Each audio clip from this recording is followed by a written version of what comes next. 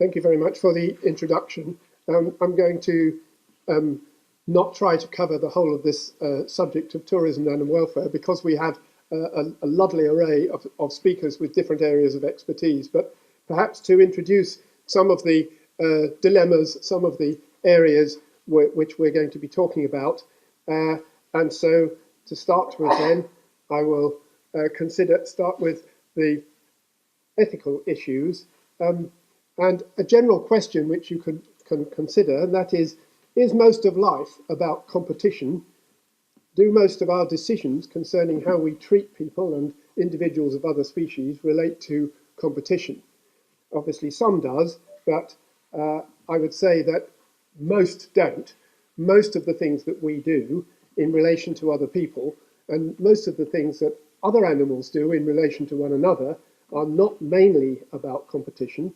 It's part of life, but there's a lot of action which is aimed at benefiting others, tolerating others, deriving benefit from others, and perhaps cooperating with others. And so there are various behaviours that animals, but especially those that live in long-lasting groups, have, which are to do with tolerance or to do with, in some cases, cooperating with others.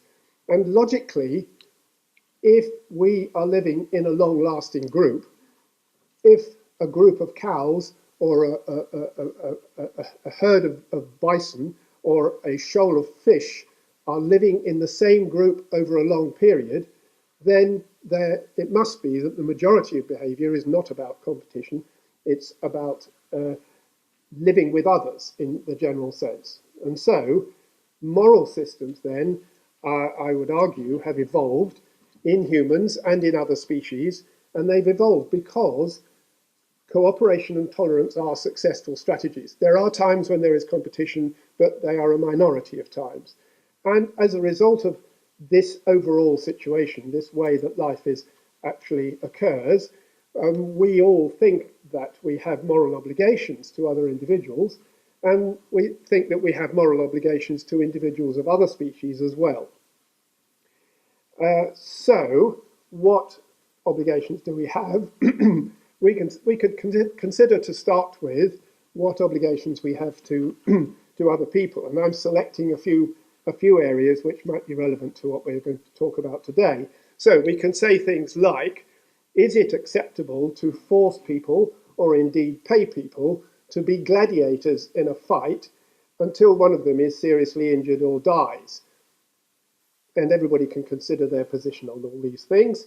Is it acceptable to force people or pay people to be boxers, to fight, if brain injury is a possibility? And how great a possibility do you have to have before you'd say no? And what about other things that we pay people to do, like be a racing driver or a rugby player or a jockey? There are various activities where there is a slight dilemma, I think, and you can see parallels, I'm sure, with what we do in relation to other species as well. And then we've got things like, should we pay to see deformed or disabled people and laugh at them? Should we laugh at or ostracize people because they're mentally retarded, or they can't walk very well, or they have a speech defect, or they have their gender or practices or something which don't fit with our ideas, or they don't speak our language, or they wear unfashionable clothes? Okay, you can see that we have dilemmas in relation to people. And then what about the rest of the world? What about how we behave towards the rest of the world, to the environment we live in, to other animals, to other living organisms? What actions in those respects are moral and right, and what are not? What actions are sustainable?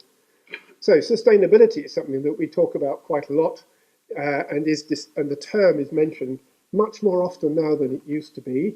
So is this practice, whatever we're talking about, and it can be something you do in your daily life or something that other people do that you'd like to criticize, is it sustainable? So this is what I mean by sustainable. It's something which is acceptable now, and its effects going into the future are acceptable. And that might be to do with how resources are being used, whether they're all disappearing rapidly because of the activity we're talking about, It might be that something to do with the functioning is causing damage of some sort. It may be that the actions themselves are not moral. So things can be unsustainable for various reasons. And we can consider what are the consequences of acts or system functioning which might be unacceptable. So there might be harms because of the action, harms to people involved in some production process. And when I say production, it might be a chemical factory, it might be an animal production or plant production system, it might be managing an animal activity of some kind. And so it might be harms to the people who are involved, it might be harms to other animals in that their welfare is poor, it might be harms to the environment in general, the environment of people, the environment of other animals and plants. And animal welfare, which is one of our topics, a major topic for today, is one of the key aspects of sustainability. And a lot of the public say, I don't like this product, I don't like this activity because something which is being done is bad for the welfare of animals, and I think that's wrong. Okay, so animal welfare, this is a term which is used for all animals, including humans. We don't use it for plants or inanimate objects. And the welfare of an individual is its state as regards its attempts to cope with its environment, lots of mechanisms to try to cope with the environment.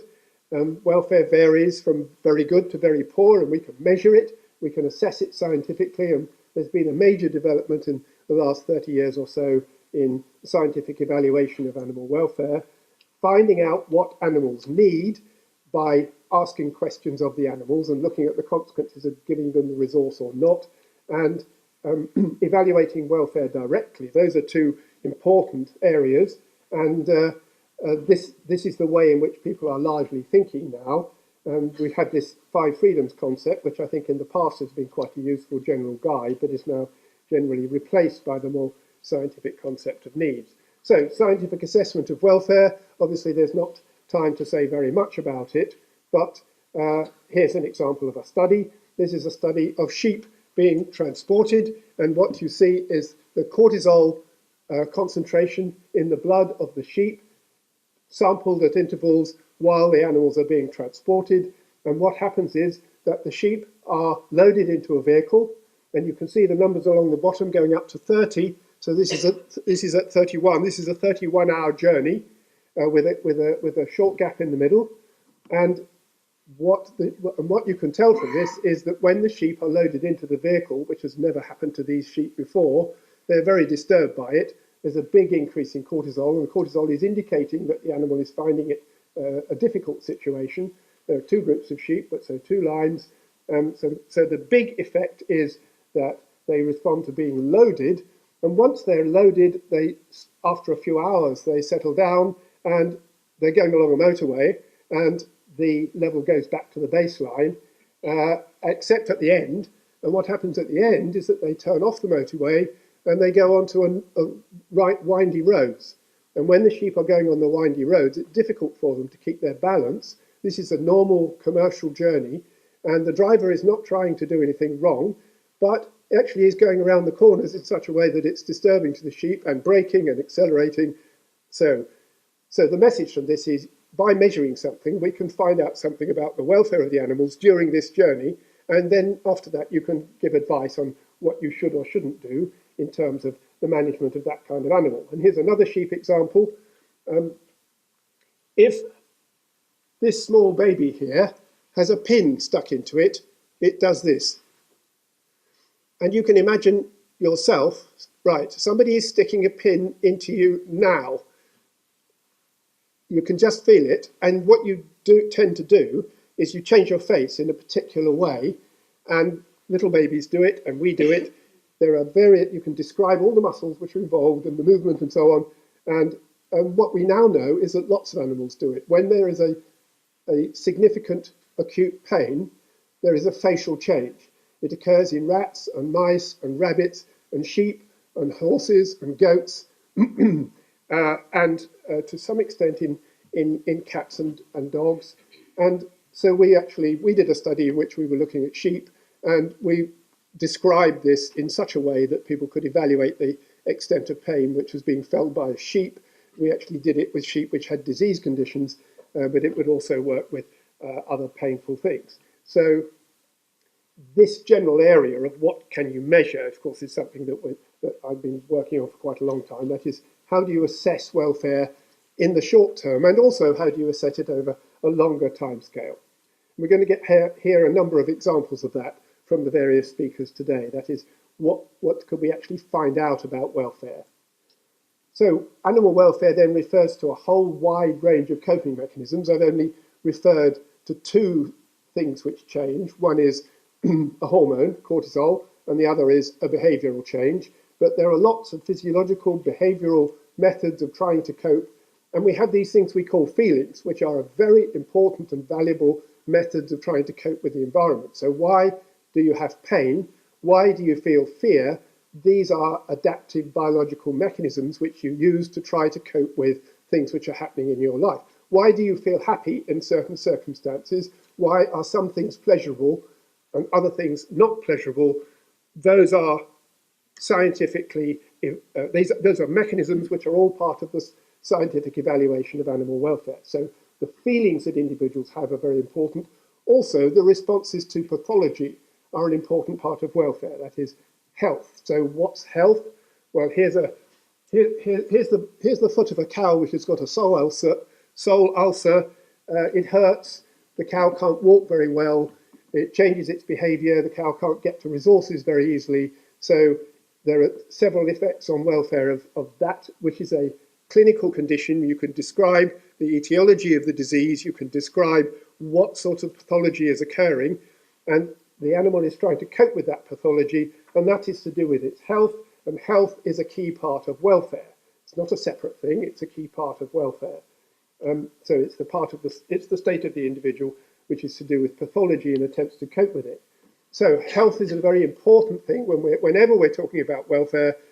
Welfare is the wider term, and I just mentioned that the WHO definition of health, which was written in 1948, is a bit out of date now, I would say. So welfare then is a characteristic of an individual animal, but you can also think about the average welfare of a group of animals. You can't talk about the welfare of a population, but you could talk about the average welfare within it.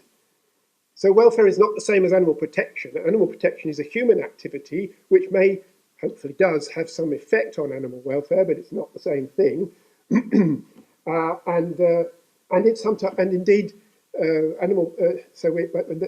Germany, the word Tierschutz means animal protection, and that is sometimes used to mean welfare, but it's not a good way to do it. I mention that because Jan Schmidt-Burbach is here. He will probably not be needing to say that, but and also translating welfare into other languages is of variable difficulty. So I've emphasized that welfare can be very good and very poor, very positive and very negative. That's harder in Spanish than in English, isn't it? So, but animal protection then, we have laws, but the laws only protect certain animals. Why do we protect some animals in a different way from others? Because there is protection of various animals, but there is variation in that. Another word which we use, which is used very greatly by clinicians in human medicine and veterinary medicine, is quality of life. Quality of life means welfare. It's the same idea, but it's not usually used for short timescale things. But you can use the scientific measurement of animal welfare in assessing quality of life. Coming back to which animals we might want to protect, it's affected by this idea of sentience. Sentience means having the awareness and cognitive ability which is necessary to have feelings. It's not having the feelings, it's having the mechanisms to have feelings. So having the capacity to have pain and fear or various forms of pleasure. And so which animals are sentient is a key question if you are not going to protect all animals equally. So an individual protozoan, an individual nematode, an individual housefly, and an individual dog and an individual human might be protected in different ways. And is that logical? There is some logic in it, I think. So at the moment, we have a situation where we do consider humans in a different way, but I would emphasize that not all humans are sentient. So if it's an embryo which hasn't developed to the stage of being a functioning human, it's not sentient, and then it becomes sentient. And also if you have brain damage to the point where you don't have the awareness, then you stop being sentient. So there are humans who are not sentient, and there are other animals which are not sentient because they haven't developed or because they're brain damaged in the same way. But generally at the moment, we are tending to protect animals more if they're sentient. And these are, at present, in various, it varies a bit from country to country, but it's mammals, birds, reptiles, amphibians, and fish, so all vertebrates. And then cephalopods, octopus, squid, cuttlefish, crabs, lobsters, and prawns. And there's a debate in the UK about that at the moment. Some other countries are already protecting crustacea, decapod crustacea. And in the long run, there might be some others which are protected. Okay, the next general point I would make is that these words, welfare and health, have the same meanings for humans and for other species. The word means exactly the same. So health of a cockroach, health of a cow, health of a dog, it means the same thing. You measure different things, you have different diseases, but it means the same thing. And welfare means the same for all of these species as well. And that's one of the reasons for the current interest in these concepts of one health and one welfare. That is, we need to be thinking across the board of species, especially in particular, I think, in relation to use of medicines which could be used in different kinds of animals, humans and other species. But there are some direct links, and that is, one of them is that the welfare of individuals is poor. If the welfare is poor, then there is a greater susceptibility to disease. So improving welfare generally reduces disease, and that means you don't need as much use of antibiotics. But at the moment, the biggest problem in the world is almost certainly going to be, in the next 20 years, antimicrobial resistance. So we're going to move quite rapidly to a situation where bacterial diseases will be the main cause of death of humans, killing more people than cancer and heart disease because of the development of antimicrobial resistance. And that, of course, is therefore, I would say that's an important thing. So that's why I raise it here. And it is, of course, one of the topics of the One Health and One Welfare campaigns. So improved welfare, better immune system function, you don't need as much antimicrobial product. So there are these interesting links. So I would say another consequence of this is that we ought to use the same terminology for humans and for non-humans. And here's an example of it. This is the word euthanasia. So my grandmother is in terrible pain and would like to die. The word euthanasia is relevant to my grandmother. She may decide that she would like to do that. There are questions about whether you do it or not, and some countries allow it and some don't. But there's no doubt what the word means. It means killing the individual for the benefit of that individual in a humane way. That's what it means. And we should use it in the same way for non-humans. So if you're killing an animal because you're fed up with it, or you're killing an animal for some other purpose, which is not for the benefit of that animal, then I would say you shouldn't use the word euthanasia. You should kill it humanely. So humane killing is the right word, but so we ought to use the same terminology for humans and non-humans.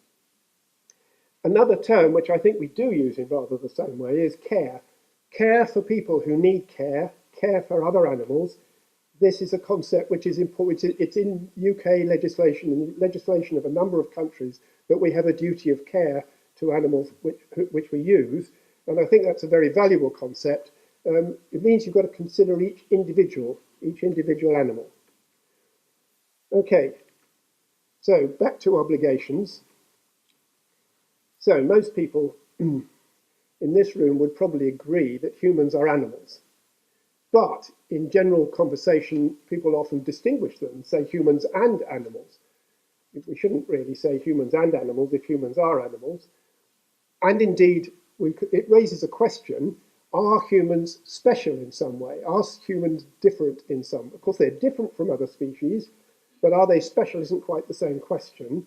Are humans so special that we should think of them in a completely different way from everything else, and all our responsibilities are to humans rather than all other kinds of organism? Well, we actually share almost all of our genes with other species, so we're not very different from them. And it's actually very, very difficult to find any human ability which other animals don't have, and you may wish to question that. So there are these words like welfare, health, emotion, cognition. They mean the same thing for humans and other animals. And There are concepts like this one. We are given dominion over the world and all the living things in it. So what does that mean, and how should we interpret that? Well, one of the questions is, who are we? So who are the individuals who have responsibility for the world and the living things in it? It could be that it doesn't just mean humans, it means humans and other sentient beings that have some possibility of having an influence over their surroundings. So we is not just humans. And then what does dominion mean? So what I would say, and what I think many people would now feel, is that dominion doesn't mean dominate, it means care for and preserve. So there are these sorts of terms to consider. But how these things are interpreted alters how people think about humans in relation to other animals.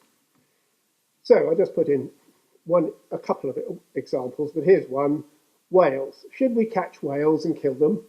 Should we watch whales? So 2 questions. So whales are sentient animals, no question about that. They're good at learning, they have a pain system.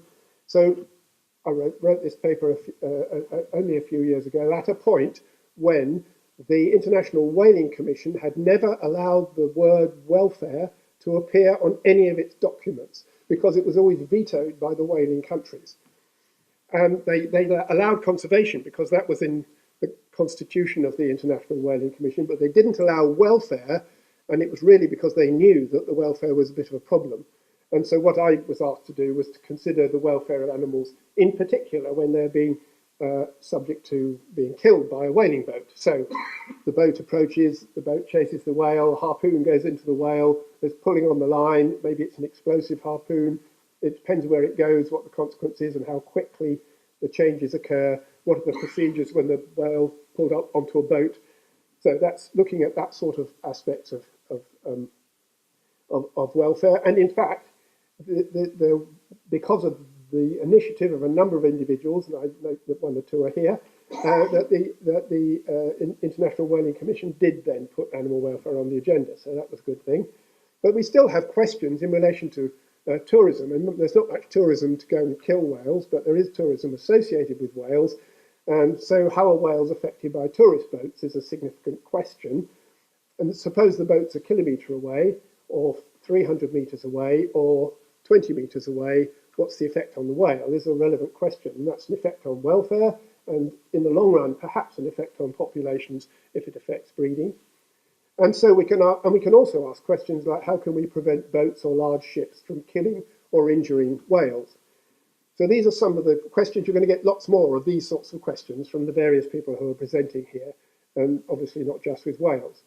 But I think I might just say a word about how clever different kinds of animals are, because it's an area where we actually have a lot of good information now. This is one study which was done by Keith Kendrick in the Baberham Institute in Cambridge, and what he did was to record from the brains of sheep when they were shown pictures, and the most interesting result, I think, was that there were units in the brain which only responded to one individual sheep.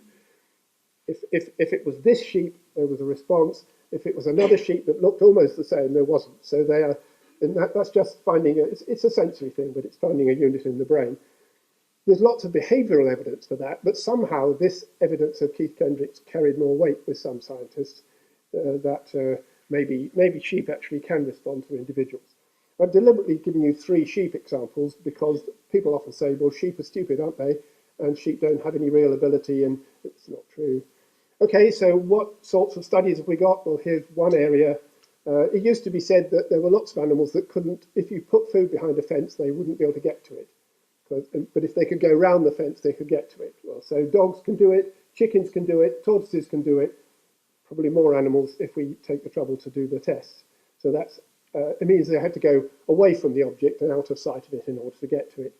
Here's another sort of study, that's mirrors. Which animals can use information from a mirror? Well, it's not very many at the moment, but the number may increase. We did studies on pigs, which showed that pigs could learn what is in a mirror. And at the moment, I think the list is chimpanzees, capuchin monkeys, perhaps one other primate, dolphins, elephants, magpies, and parrots are the animals where it's been clearly demonstrated that they can use information from a mirror, which is quite a difficult thing to do because you've got to be aware that what you look at is on this side and it's at a certain angle to you and so on. It's quite difficult to learn that, but these animals can do it. There have been studies with, which some of you may have read, with an African grey parrot, which is very useful to humans because it uses words, and so it's easy for us to understand what they can do and what they can't do. And the parrot can use words and identify 50 objects, 7 colours, 5 shapes, and numbers from 1 to 6. Several other birds have been shown to be able to count up to 8, in fact. And then there are studies like jays hiding food and retrieving it later, and they retrieve the food which is going to decay earlier than food which is not going to decay. That means they have a concept of time when it's going to decay. So that's, and the idea that we're the only animals with the concept of time is completely nonsensical whenever you look at behavior in detail. And what about fish?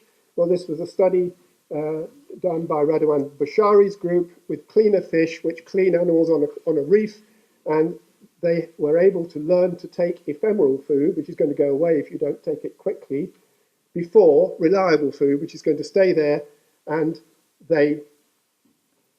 these fish were actually better than chimpanzees at learning, similar to parrots, but better than all the primates which have been tested. Okay, so which animals should we protect? Well, there are quite a few different kinds of animals, and we could say all living animals. We could say animals which are sentient. We could say animals with high levels of cognitive ability, and we tend at the moment to protect sentient animals in relation, for example, to whether you use painkillers. So we also have animals which we don't want to protect, even though they're obviously sentient, for example, rats. So these are some of the issues then which are discussed in the book Tourism and Animal Welfare, which you'll hear a bit more about, and also a bit in some other things which I've written, which are here. Okay, thank you very much.